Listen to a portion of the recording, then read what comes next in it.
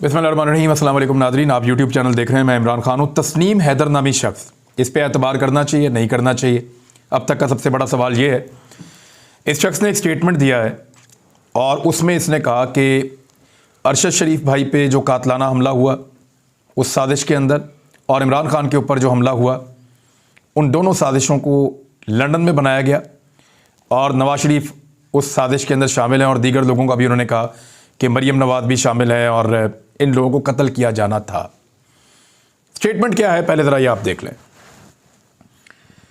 तफसीलात के मुताबिक मुस्लिम लीग नून लंदन के तर्जुमान सैयद तस्नीम हैदर शाह ने प्रेस कॉन्फ्रेंस में दावा किया कि इमरान खान पर कातलाना हमले और अरशद शरीफ का कत्ल करवाने में मुस्लिम लीग नून का हाथ है। सैयद तस्नीम ने कहा कि मियां नवाज शरीफ के साथ हसन नवाज के दफ्तर में 3 मुलाकातें हुई। मैं गुज़िश्ता 20 साल से मुस्लिम लीग नून से मुंसलिक हूँ। मुझे मीटिंग के लिए बुलाया गया कि अरशद शरीफ और इमरान खान का कत्ल करना है।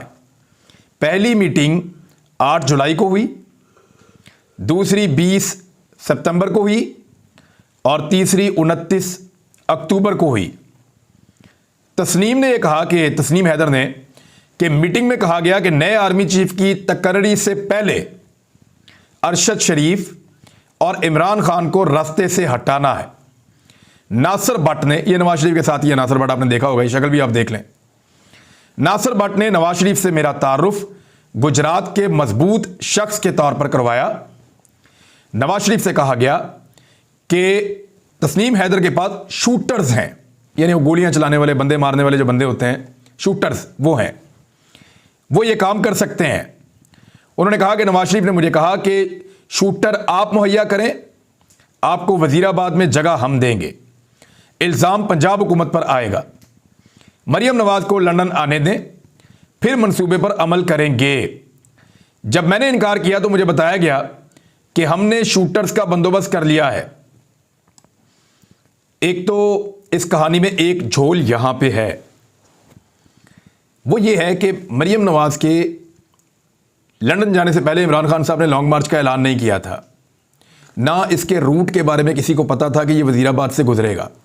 हो सकता है लॉन्ग मार्च मोटरवे से जा रहा होता, हो सकता है लॉन्ग मार्च पेशावर से आ रहा होता। उस वक्त इस आदमी को, गोया नवाज शरीफ को, कैसे पता था कि इमरान खान साहब जीटी रोड वजीराबाद से गुजरेंगे जहां पे वो जगह प्रोवाइड करेंगे? बहरहाल ये सवालात हैं, बहुत सारे और भी ज़हन में आएंगे, वो फिर हम बताते रहेंगे आपको। लेकिन उन्होंने कहा शूटर आप मुहैया करें, आपको वजीराबाद में जगह देंगे। इल्ज़ाम पंजाब हुकूमत पर आएगा। मरियम नवाज को लंदन आने दें, फिर मंसूबे पर अमल करेंगे। जब मैंने इनकार किया तो मुझे बताया गया कि हमने शूटर्स का बंदोबस्त कर लिया है। तस्नीम हैदर ने कहा कि मेरे पास मुलाकातों की तस्वीरें मौजूद हैं। साजिश से बरतानवी पुलिस को आगाह कर दिया है। 2 मुलाकातों में सिर्फ मैं, नवाज शरीफ और नासिर भट्ट मौजूद थे। पाकिस्तान के तहकीकाती इदारों ने बुलाया तो बयान देने के लिए जाऊंगा, ये इस बंदे ने कहा है। इससे सवाल जवाब भी किए गए, कुछ चीज़ें पूछी गई। ये बताता रहा कि अरशद शरीफ के मामले में कत्ल करना बहुत ज़रूरी था, मरियम नवाज को बहुत ज़रूरी था कि ये कत्ल करना है। नवाज शरीफ साहब भी चाह रहे थे कि मार दिया जाए। शूटर्स मांगे जा रहे थे, उनको अरेंज किया जा रहा था। मुमकिन है कि ये बंदा सच बोल रहा हो, लेकिन यह भी मुमकिन है कि ये बंदा झूठ बोल रहा हो। मैंने पाकिस्तान में एक बात देखी है कि जब भी कोई ताकतवर आदमी फंसता है ना, तो वो चाहता है सारे ही फंस जाएं। इमरान खान साहब ने 3 लोगों पे मुकदमा दर्ज करवाने के लिए कहा था। 2 नहायत कमज़ोर लोग थे, एक वज़ीर आज़म है पाकिस्तान का, एक वज़ीर दाखिला है, एक बहुत ताकतवर आदमी है, मेजर जनरल है ISI के, जनाब फैसल नसीर साहब, वो बहुत ताकतवर आदमी है। तो उनका नाम होने की वजह से ये मुकदमा ही आज तक दर्ज नहीं हो सका। ये इमरान खान साहब का भी मानना है, पाकिस्तान तहरीक इंसाफ भी, और बाकी सारे लोग भी ये बात कहते हैं। तो मुझे बताने में हर्ज तो कोई है ही नहीं, और इसके ऊपर बहुत शोर भी मचा है पाकिस्तान में। तो अब बहुत मुमकिन है कि एस्टेब्लिशमेंट वही खेल खेल रही हो जो वो हमेशा से खेलती है, ये कि डिवाइड एंड रूल। लोगों को लड़ाओ और उनके ऊपर हुकूमत करो। पॉलिटिकल पार्टीज की आपस में लड़ाई करवाओ, दुश्मनियां पैदा करो, इनको आपस में ज्यादा से ज्यादा लड़ाओ और अपने आप को इस लड़ाई से बाहर रखो और इनके ऊपर रूल करो। यही तरीका है। गोरा भी यहां पे ऐसे ही हुकूमत करके गया है बड़ा लंबा अरसा। तो क्या इस आदमी पे यकीन किया जा सकता है? बिल्कुल। मेरे ख्याल में इस सारे मामले की तहकीकात होनी चाहिए। ना सिर्फ इस आदमी को शामिल तफ्तीश करना चाहिए, बल्कि जिनके ये नाम ले रहा है उन तमाम को भी इस केस के अंदर शामिल तफ्तीश करना चाहिए।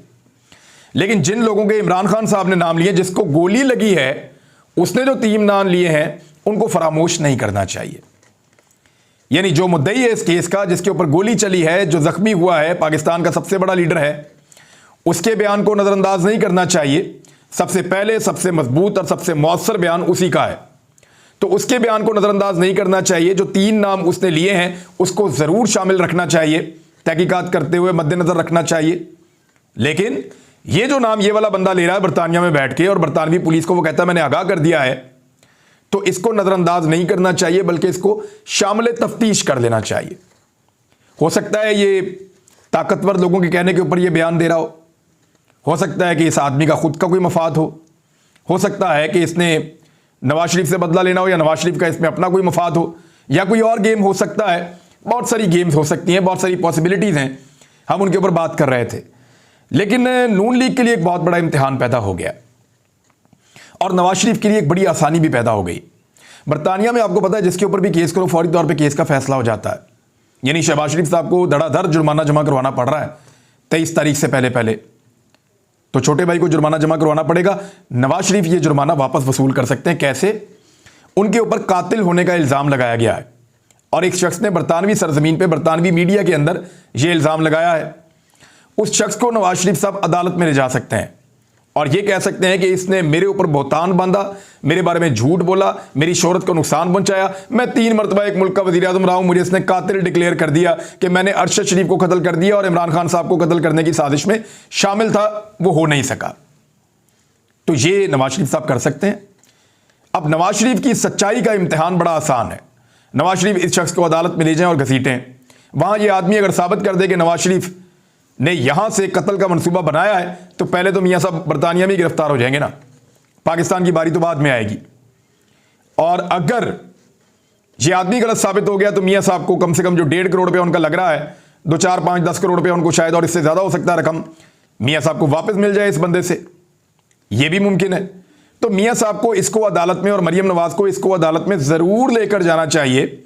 अगर वो दोनों नहीं लेकर जाते तो वो जो मियां साहब के साथ नासिर भट्ट नामी आदमी था वो ले जा सकता है, जिसने तारुफ करवाया और जिसने ये किया। नासिर भट्ट जो है, क्योंकि उसको इस मुलाकात में शामिल किया है, इसका हिस्सा बनाया गया है इस पूरी कहानी में, तो उसको भी शामिल किया जा सकता है। मेरे ख्याल में ये एक ऐसी साजिश हो सकती है कि नवाज शरीफ जैसे बड़े आदमी का इसके अंदर अगर नाम आ जाता है तो इमरान खान और नवाज शरीफ आपस में लड़ पड़ेंगे और हमें भूल जाएंगे। ये लड़ाई सियासतदानों के अपने गले पड़ जाएगी, हम बीच में से निकल जाएंगे। लेकिन पाकिस्तान तहरीक इंसाफ के वर्कर्स ने, मैंने देखा, और उनके लीडर्स ने बड़ा मैच्योरली इसको हैंडल किया। उन्होंने कहा जी शामिल तफ्तीश हम इनको कर रहे हैं, इनके ऊपर हम बातचीत करेंगे, ये बहुत संजीदा मामला है। लेकिन इसके ऊपर उन्होंने कोई बहुत बड़े बड़े दावे और इसके ऊपर कोई इमारत खड़ी नहीं की। ये बड़ी समझदारी का मुजाहरा किया है।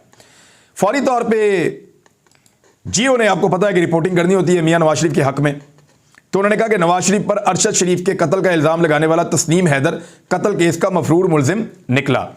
लेकिन इससे पहले इसकी कई तस्वीरें और वीडियोस नवाज शरीफ के साथ आई हैं। आज तक जियो के वहाँ पे रिपोर्टर ने या जियो वालों ने कभी नहीं बताया कि नवाज शरीफ को मिलने वाला आदमी कत्ल का मफरूर मुलजिम निकला। आज तक नहीं बताया कि वो पाकिस्तान के अंदर कत्ल का मफरूर मुलजिम है। लेकिन अब क्योंकि उसने एक बयान दे दिया है, लिहाजा उसके बारे में जियो ये खबर निकाल कर ले आया है। लेकिन इसके बाद एक और सवाल पैदा होता है, कत्ल का मफरूर मुलजिम है इसलिए तो उससे शूटर मांग रहे हैं मियां साहब। उसकी शोहरत ऐसी है, बदमाशी वाली बातें हैं, गुजरात का रहने वाला है, बंदे मरे हुए हैं। पिछला एक केस है जिसके अंदर 17 कत्ल हुए थे, और 15 मई 2004 को थाना सदर गुजरात के कत्ल केस का तफ्तीश का मुलजिम है ये बंदा। कत्ल के इस वाक़े में तकरीबन 17 अफराद कत्ल हो गए थे। ये वो केस है परवेज मुशर्रफ साहब के दौरे हुकूमत का। तो ये कातिल से ही मांगेंगे ना, ये इस तरह के बंदे से ही मांगेंगे शूटर। मियां साहब ने इमाम मस्जिद तो शूटर मांगना नहीं है, और ना इसको बुलाया होगा कि मस्जिद या यतीम खाना, कोई मस्जिद, कोई फलाई मरकज, कोई इस तरह का वो, या कोई सलाब जदगान की मदद करने के लिए तो बुलाया नहीं था मियां साहब ने इसको। इसी तरह के बंदे से शूटर मांगे जाते हैं ना, और किस तरह के बंदे से शूटर मांगेंगे। तो जियो ने खुद तस्दीक कर दी कि ये इस तरह की शोहरत का बंदा है कि जो शूटर प्रोवाइड कर सकता है, क्योंकि पहले भी 17 कत्लों के केस के अंदर ये बंदा बाकायदा नामजद मुलजिम मौजूद है। तो अब शरीफ खानदान का भी इम्तिहान है, इस बंदे का भी है, तस्नीम हैदर का, कि ये किस तरीके से इस मामले को टैकल करता है। पाकिस्तान की पुलिस का और इंतजामिया का भी है। लेकिन मेरे ख्याल में इमरान खान साहब को बड़ा मोहतात रहना पड़ेगा इस पर कोई भी स्टेटमेंट देते हुए, क्योंकि फिर ये खेला जाएगा कि कभी इसको कहता है, कभी इसको कहता है, कभी इसको कहता है। तो इमरान खान साहब मेरे ख्याल में अपने 3 नामों पर ही फोकस करेंगे। और वो यही कहेंगे कि मैंने जिनके बारे में कहा है मैं उन पर कायम हूं। अगर इंक्वायरी में मजीद लोगों का नाम निकल आता है तो देखेंगे फिर क्या होता है। बहरहाल इसमें एक खेल और भी हो सकता है। पाकिस्तान के ताकतवर हल्के नवाज शरीफ से बहुत परेशान है, खासतौर पर उनकी ख्वाहिशात से बहुत परेशान है। नवाज शरीफ साहब इस तरह की ख्वाहिशात कर रहे हैं तैनातियों को लेकर और बाकी चीज़ों को लेकर जिनको पूरा नहीं किया जा सकता। बाद ऐसी ख्वाहिशात हैं जिनका आइन और कानून के अंदर भी गुंजाइश मौजूद नहीं है। तो मियां नवाज शरीफ साहब ने ख्वाहिशात भी बहुत की, तंग भी बहुत किया, परेशान भी बहुत किया और ब्लैकमेल भी लगातार कर रहे हैं क्योंकि वो लंदन में मौजूद हैं। बरतानिया में शरीफ खानदान हमेशा कंफर्टेबल रहता है, वो उनका पहला घर है और पाकिस्तान उनका दूसरा घर है। लिहाजा शरीफ खानदान जो है वो जब तक बरतानिया में है, खासतौर पर नवाज शरीफ, वो दर्देसर बने रहेंगे। लेकिन अगर बरतानिया में उन पर केस हो जाए और बरतानिया में मियाँ साहब फंस जाएं तो फिर कहाँ जाएंगे? फिर मियाँ साहब जाएंगे किसी अरब मुल्क में, इसके ज़्यादा इम्कानात हैं। और अगर किसी अरब मुल्क में चले गए तो वहाँ मियाँ साहब उस तरह से सारा कुछ नहीं कर पाएंगे जैसे वो बरतानिया में बैठकर करते हैं। तो ताकतवर लोगों की ये भी ख्वाहिश है कि मियाँ नवाज शरीफ को लंदन से निकलवा दिया जाए ताकि उनका असर कम हो जाए, वो उतने मुअस्सर ना रहें। और अगर वो अमेरिका चले जाते हैं तो फिर रजीम चेंज ऑपरेशन का एक ऐसा धब्बा लगेगा उन पर कि देखो जिन्होंने ऑपरेशन करवाया था उन्होंने अपने पास बुलवा लिया है। तो ये मियाँ नवाज शरीफ साहब के लिए मुश्किलात अब बढ़ेंगी। इमरान खान साहब ने और उनकी जमात ने एक और काम किया है कि इन्होंने दरख्वास्त जमा करवा दी है कि हम धरना देना चाहते हैं। ये दरख्वास्त पाकिस्तान तहरीक इंसाफ ने रावलपिंडी में जमा करवाई है कि फैज़ाबाद के मुकाम पर हम धरना देने के लिए इंतज़ामिया को दरख्वास्त जमा करवा दी। उन्होंने कहा 26 नवंबर को धरना हकीकी आज़ादी मार्च का एक हिस्सा होगा। रावलपिंडी इंतज़ामिया से सिक्योरिटी और दीगर इंतजामात मुकम्मल करने की दरख्वास्त कर दी गई है। और याद रहे कि गुज़िश्ता रोज़ साबिक़ वज़ीर-ए-आज़म इमरान खान ने 26 नवंबर को पिंडी पहुंचने का ऐलान किया था और इमरान खान साहब का यह कहना है कि मैं ऐसा सरप्राइज़ दूंगा 26 तारीख को कि सब हैरान हो जाएंगे। यानी 26 नवंबर को सबको सरप्राइज़ मिलेगा, ये इमरान खान साहब ने दावा किया है बात करते हुए। अब पाकिस्तान तहरीक इंसाफ अगर धरना दे देती है तो वो दिन बड़े इंपॉर्टेंट होंगे। 27 तारीख बहुत इंपॉर्टेंट है, 28 तारीख मजीद इंपॉर्टेंट है, 29 तारीख को नए आर्मी चीफ ने हलफ उठाना है और उन्होंने ओहदा संभालना है, वो दिन भी बहुत इंपॉर्टेंट है। और ये दिन जो होते हैं ये पाकिस्तान की तारीख के सबसे अहम दिन होते हैं। यानी मुझे ऐसा लगता है कि आर्मी चीफ की तैनाती का दिन पाकिस्तान में 14 अगस्त से 23 मार्च से और ईद के दिन से और बहुत बड़े बड़े दिनों से भी ज़्यादा अहम दिन होता है। वजह यह है कि यही एक ऐसा काम है जो पाकिस्तान की किस्मत बदल सकता है। ये एक फैसला जो है वो पाकिस्तान को कभी कहीं ले जाता है, कभी कहीं ले जाता है। और इस एक फैसले की तैयारियां कई महीने पहले से ऐसा लगता है शुरू हो जाती हैं। अभी आजकल का माहौल आप देख लें, एक अजीबोगरीब सूरत हाल बनी हुई है। बल्कि ये जो हुकूमत बनी है पीडीएम की, इनके लोगों ने कहा हमने हुकूमत इसलिए बनाई थी कि इमरान खान अपनी मर्जी का आर्मी चीफ ना लगवा सके। तो अपनी मर्जी का आर्मी चीफ लगाने के लिए हुकूमत बनाई गई है। अंदाजा करें 8 महीने पहले तैयारी की गई थी। तो ये इस तरह की चीज़ें जो हैं वो पाकिस्तान की मार्केट में आपको पता है बहुत ज़्यादा मीडिया मार्केट के अंदर फैली रहती हैं और बिला वजह नहीं फैलती, कोई रीज़न होता है तो तभी फैलती हैं। इस्लामाबाद के दाखिली रस्तों को बंद कर सकते हैं, आईजी इस्लामाबाद ने कहा। इमरान खान साहब का लॉन्ग मार्च पहुंचने पर उधर पाकिस्तान तहरीक इंसाफ ने इस्लामाबाद में जलसे की और रावलपिंडी में धरने की इजाज़त मांग ली है।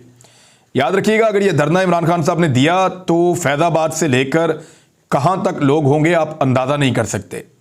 इतनी बड़ी तादाद में अगर 27 तारीख को लोग 26 को निकलते हैं, 27 को पहुंचते हैं, 27 को जाकर एक बहुत बड़ा धरना हो जाता है, 28 29 इमरान खान साहब का बहुत बड़ा गेम उनके हाथ में आ जाएगा, आपको अंदाज़ा भी नहीं है। मेरे ख्याल में आने वाले दिन बहुत दिलचस्प होने वाले हैं। अगर इमरान खान को रोकना है तो इससे पहले पहले उनको तारीख देनी पड़ेगी इंतखाबात की। दूसरा रास्ता वो है जो पाकिस्तान को अनारकी में धकेल देगा कि खुदा न खास्ता इमरान खान साहब पर दोबारा हमला किया जाए और इमरान खान साहब की जान को नुकसान पहुंचाया जाए। इसके बारे में अब ग्राउंड बनाई जा रही है। राणा सनाउल्लाह साहब ने कहा कि दुश्मन मुल्क जो है पाकिस्तान के, उनसे इमरान खान की जान को खतरा है। बात तो बिल्कुल ठीक है, क्योंकि पाकिस्तान के दुश्मनों को पाकिस्तान के खैर ख्वाह कभी भी पसंद नहीं होते, तो इमरान खान साहब की जान को खतरा तो है। लेकिन वज़ीर दाखिला की जिम्मेदारी है कि वो इमरान खान साहब की जान को बचाएं और इमरान खान साहब की जान को बचाने के लिए जो जो इकदामात वो उठा सकते हैं वो उठाएं, वो फौज से कहें, पैरामिलिट्री फोर्सेस से कहें, पुलिस से कहें, सबसे कहें, ताउन करें और बेहतरीन सहूलियात इमरान खान साहब को प्रोवाइड करें ताकि वो अपना जमहूरी हक इस्तेमाल कर सकें, एहतजाज कर सकें, धरना दे सकें, लॉन्ग मार्च कर सकें। ये सारी चीज़ें उनका एक जमहूरी हक है और उसको पूरा किया जा सकता है। बहरहाल ये वाली कहानी जो है ये मजीद खुलती जाएगी। थोड़े दिन पहले ये बंदा जो है तस्नीम हैदर, ये मेजर जनरल फैसल नसीर पे भी इल्ज़ामात लगा रहा था, उनके बारे में भी इसने एक वीडियो रिकॉर्ड की हुई थी अरशद शरीफ साहब के कत्ल के बारे में, अरशद भाई के, और इमरान खान पे हमले के बारे में भी इसी तरह की बातें कर रहा था। तो इसके स्टेटमेंट बहुत कभी इधर कभी उधर जा रहे थे। तो ये भी फैसल वाडा टाइप की एक शख्सियत बना है। देखते ये हैं कि ये कब तक अपने बयान पे कायम रहता है, लेकिन बरतानिया में ऐसा बयान देकर निकल जाना इतना आसान नहीं रहेगा। अगर ये झूठा है तो नवाज शरीफ के लिए एक छोटा सा काम है ये, लेकिन अगर ये सच्चा है तो नवाज शरीफ के लिए ये गले का फंदा है। अब तक के लिए इतने, अपना ख्याल रखिएगा, अपने इस चैनल का भी। अल्लाह हाफिज़।